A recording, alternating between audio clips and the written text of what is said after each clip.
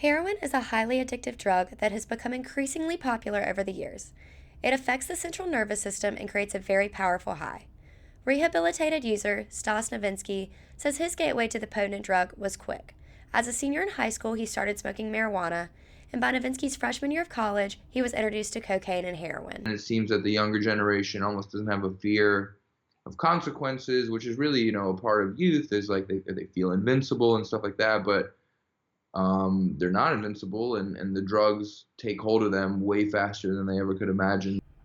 Coroner Rusty Clevenger says addiction has no certain look.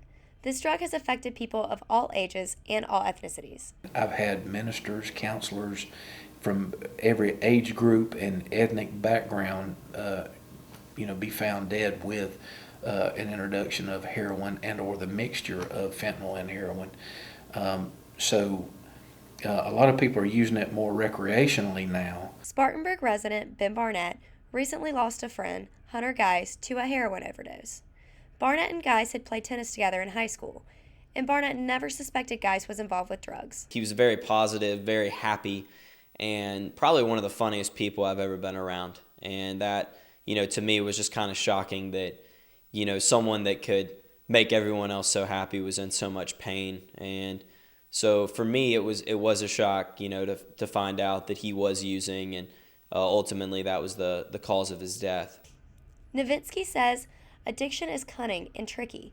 Addicts will risk anything to reach the high that they desire, even if it means risking their life. And the way that someone who's addicted's mind works is when they hear that their friend overdosed, even though they may have died or ended up in the hospital, their thought is, oh, I need to find out where they got that heroin and I want some of it, which really shows how sick their thinking is. Recovery from such a potent drug takes time.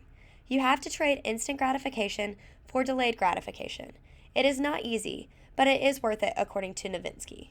The delayed gratification is much more rewarding and doesn't fade in 20 minutes to an hour. I would say that you can get your whole life back, plus things that you never dreamed of.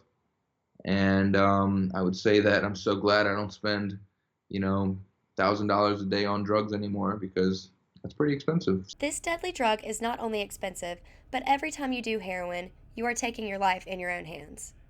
Kelsey Barnette, Carolina News.